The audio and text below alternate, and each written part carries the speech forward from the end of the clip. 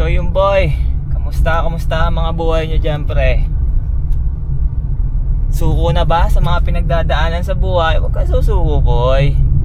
Mainis ka lang pero huwag kang susuko. Yun talaga ang buhay.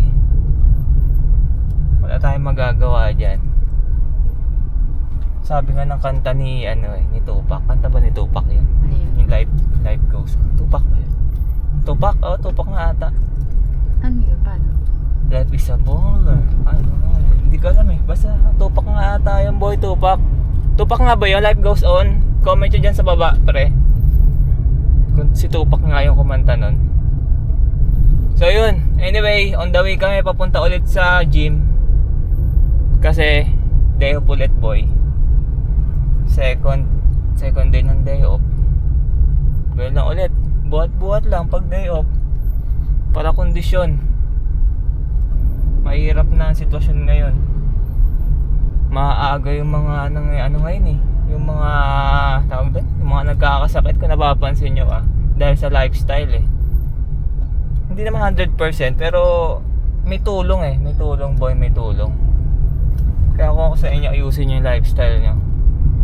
Mag-ensayo kayo, mag-exercise kayo dyan boy. Hindi naman kailangan mag-gym eh, magbuhat. Kung kaya nyo mag-walking lang, laban na yun eh.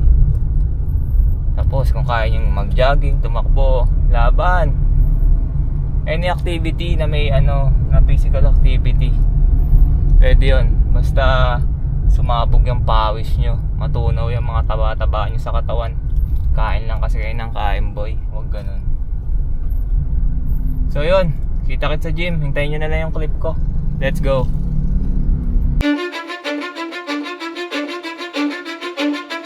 Cause I don't give a fuck what you say. Yeah, I'ma do shit my way. So you can go kick rocks, I'ma stack bricks up, build what I want to make.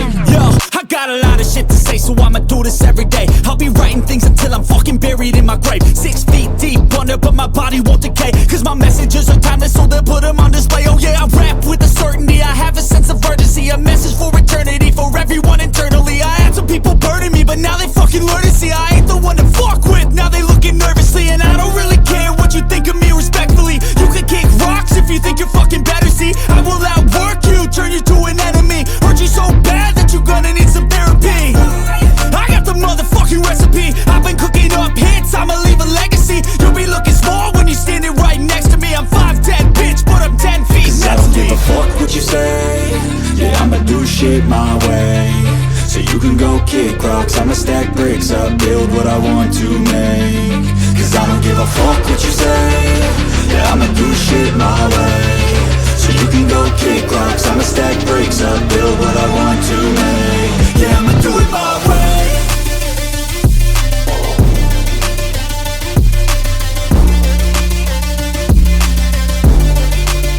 Yeah, I'ma do it my way.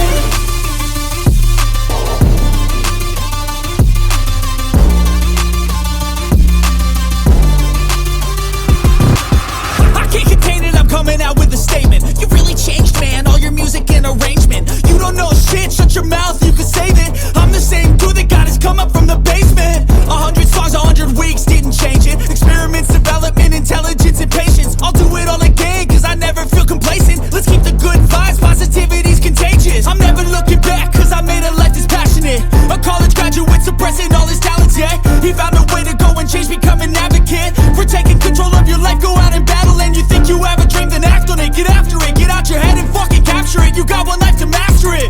Don't give up on your future, we all start losers. We're all late bloomers, gotta struggle through the sewer. What you say, yeah, I'ma do shit my way. So you can go kick rocks, I'ma stack bricks. So yung boy, bahay na ulit. Hindi na ako nakapag-video kanina nung pauwi kasi sobrang init talaga eh. After magbuhat, paspas kami pauwi ng bahay. So ngayon, magtatanghalian lang muna. Nagtimpla muna ako ng whey muna, tapos after mag-whey, tsaka ako kakain ng lunch. So yun, malaman kung may mangyayari pa mamaya. Let's go. So yung boy, naluto na ang aming ulam. Init-init lang. Init-init lang pala. Ininit lang namin yung manok yan. manok tsaka siomay. Tapos ito lang inuluto, yung itlog. Tapos bumili din pala kami ng tinapay kanina, dumaan kami. Hindi ko na Sa napakita bakery. sa inyo kasi sobrang init sa bakery. Ito, pande ube na may gatas na malapot. Siguro. Tapos ito, Spanish ata to, boy. Mm-mm. So, yun. So, after kasi late lunch ni. Diba? 2:15 na. Ay! Alas 3 na pala, 3:15. Late lunch na. So, after kumain maya-maya, merienda na. So, yun. Kain muna ako. Let's go.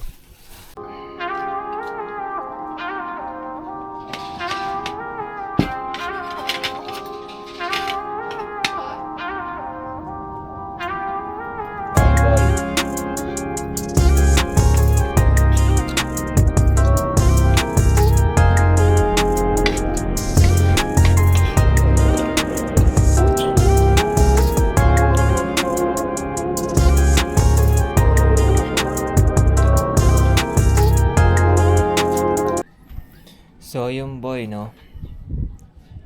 Dapat tatakbo ako. After mag-lunch pala kanina, nagpahinga lang ng kaunti, umidlip. Tapos dapat tatakbo ko ngayong hapon. Kaso ang problema, ayaw gumana nung katawan ko eh. Parang hindi ko feel tumakbo ngayong araw. So, listen to your body na lang. Tapos, tingin ko baka bukas na lang siguro ng hapon, makatakbo. Kaya eto, dito na lang muna sa taas, pahangin, sobrang init din kasi. Tapos, tamang tinapay, merenda muna. Tapos, syempre, kape. Ito, kape, boy. Kahit gaano kainit, syempre, kape pa rin tayo. Hindi pwedeng walang kape. So, try ko muna to. Unahin natin tong Spanish. Ito yung binili namin sa bakery kanina, yung pinakita ko sa clip. Napakita ko ata to eh. So, yun. Si Mrs. andun pa.